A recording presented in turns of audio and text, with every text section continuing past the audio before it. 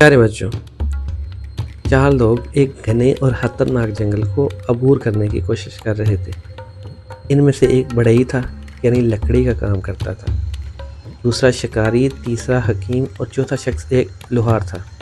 वो चारों जंगल के अंदर से गुजरने वाले जिस रास्ते पर सफ़र कर रहे थे, उसके इर्द गिर्द जंगली खतरनाक जानवर जो घात लगा के जंगल में सफ़र करने वालों पे हमला करते थे और उन्हें चीर फाड़ के खा जाते थे। इस वजह से वो चारों लोग बुरी तरह खौफजदा थे। जब दिन ढलने लगा तो जंगल में हल्का हल्का अंधेरा फैलने लगा। दरख्त और उनके पत्ते इतने घने थे कि बहुत कम रोशनी उनमें से गुजरकर नीचे पहुंच रही थी। मैं बहुत थक गया हूँ और कुछ देर आराम करना चाहता हूँ। हमें यहीं रुक जाना चाहिए। हकीम ने अपने साथी मुसाफिरों से कहा। वो वाकई बहुत थक गया था, उसे ज़्यादा मशक्क़त की आदत नहीं थी। नहीं, हम नहीं रुक सकते। शाम हो रही है, अंधेरा तेज़ी से फैल रहा है। अगर हमने रात होने तक ये जंगल अबूर न किया तो हम जंगली दरिंदों की खुराक बन जाएंगे। शिकारी ने हकीम की तजवीज़ मुस्तरद कर दी। कुछ देर आराम करने में कोई हर्ज नहीं, मैं भी बहुत थक गया हूँ। बढ़ई ने हकीम की तायद की। इस तरह वो लोग 2 ग्रोहों में बंट गए। हकीम और बढ़ई वहाँ आराम करना चाहते थे। बाकी दोनों मुसाफिरों का ख्याल था कि सफ़र जारी रहना चाहिए ताकि वो लोग जल्द से जल्द इस खतरनाक रास्ते को अबूर कर सकें। लेकिन वो सब लोग बाहम रजामंदी से किसी फैसले पर नहीं पहुँच सके। यूँ हकीम और बढ़ई वहीं रुक गए और बाकी लोग आगे रवाना हो। हकीम और बढ़ई ने अपनी कमर पे बंधा सामान खोला और दरख्तों के साथ कमर टका के नीम दराज हो गए। वो इस बात से बेखबर थे कि 2 शेरों का एक जोड़ा कब से खामोशी से उनका पीछा कर रहा है। जैसे ही मुसाफिरों की अददी ताकत आदी हुई और वो सिर्फ 2 रह गए तो उन्होंने उन पर हमला कर दिया। हथियारों के बगैर 2 थके हुए मुसाफिर इस तरह इन ताकतवर जानवरों का मुकाबला कर सकते थे। इसलिए शेरों ने उन्हें चंद ही लम्हों में चीर फाड़ के खा लिया। दूसरी तरफ जो 2 मुसाफिर सफ़र जारी रखे हुए थे, उनमें से एक को जहरीले सांप ने काट लिया और वो भी चंद ही लम्हों में तड़प तड़प कर मर गया। तब तक हर तरफ काफ़ी अंधेरा फैल चुका था। बाकी बच जाने वाला एक शख्स जो शिकारी था अभी तक जिंदा तो था, लेकिन वो बहुत थका हुआ और खौफजदा दिखाई दे रहा था। इसलिए वो भी जल्द ही भेड़ियों के गिरोह के हत्थे चढ़ गया और कुछ ही देर बाद उसकी आखिरी चीख जंगल के सन्नाटे में गूंजी और फिर खामोशी छा गई। बज़ाहिर ये कहानी यहाँ ख़त्म हो गई है, क्योंकि कहानी के तमाम किरदार अपने मुंतकी अंजाम को पहुँच चुके हैं। लेकिन क्या वाकई इंसानों की कहानी इतनी जल्दी ख़त्म हो जानी चाहिए? हमारे ख्याल में मुसाफिरों के मारे जाने में उनकी अपनी इन चंद गलतियों का हाथ था। नंबर 1, वो जानते थे कि जंगल बहुत ख़तरनाक और दरिंदों से भरा हुआ है।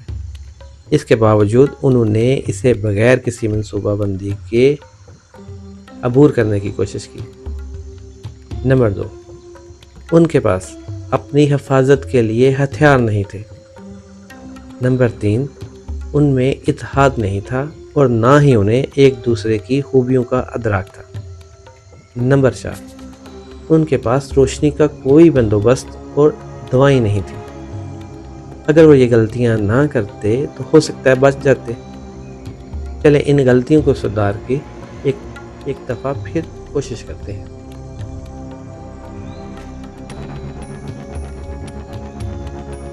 चार मुसाफिर एक घने और खतरनाक जंगल को अबूर करना चाहते थे। इनमें से शिकारी सबसे अक्लमंद और तजर्बाकार था।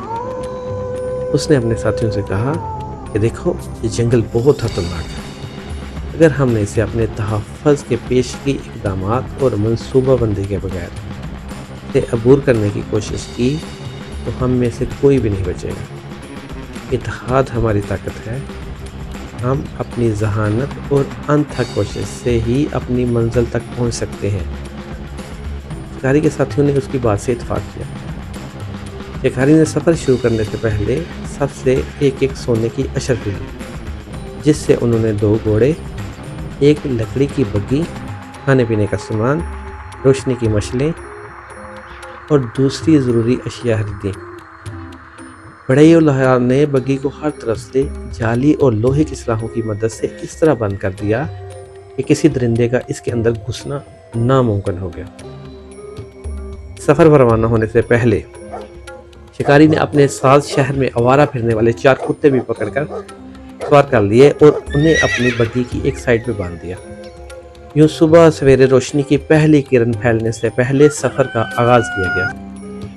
جب وہ لوگ جنگل میں شیروں کی کچھاروں کے پاس سے گزرے تو شیروں کے گروہ نے ان پہ حملہ کر دیا۔ شکاری نے تیر کمان سنبھالی اور ایک رہنے سے شیروں پہ تیروں کی بارش کرنے لگا۔ کچھ شیر زخمی ہو کے گر گئے اور کچھ مایوس ہو کے واپس لوٹ گئے۔ اس پہلی لڑائی میں مسافروں کے گھوڑے بھی زخمی ہو گئے، جن کی ایک جگہ پہ رک کے حکیم نے مرہم پٹی کر دی۔ سفر دوبارہ شروع ہوا۔ کچھ فاصلے کے بعد قافلے پر بھیڑیوں کے جھنڈ نے حملہ کر دیا۔ شکاریوں نے ان کے حملہ کرنے سے پہلے ہی اسی مقصد کے لیے اپنے ساتھ لائے ہوئے آوارہ کتوں کو آزاد کر دیا۔ وہ بگھی سے نکلتے ہی ایک طرف بھاگے اور بھیڑیے ان میں الجھ کر رہ گئے۔ اگلی منزل سانپوں کی وادی تھی۔ بگھی کی چھت پہ ترپال ہونے کی وجہ سے وہ سانپوں سے محفوظ رہے اور قافلہ آگے بڑھ گیا۔ اب شام ہونے کو تھی۔ اندھیرا پھیلنے سے پہلے شکاری نے 2 مشلیں روشن کر کے اپنی بگھی کے ساتھ باندھ دی۔ یوں قافلہ رات ہونے کے باوجود بغیر رکے آگے بڑھتا رہا اور جلد ہی جنگل سے نکل گیا۔ آپ نے دیکھا بچوں کہ کس طرح منصوبہ بندی، ذہانت، ایک دوسرے کی صلاحیتوں کے بہترین استعمال اور بہادری کی مدد سے نہ صرف نتائج کو بدلا جا سکتا ہے، بلکہ بڑی سے بڑی مصیبت کا بھی سامنا کیا جا سکتا ہے۔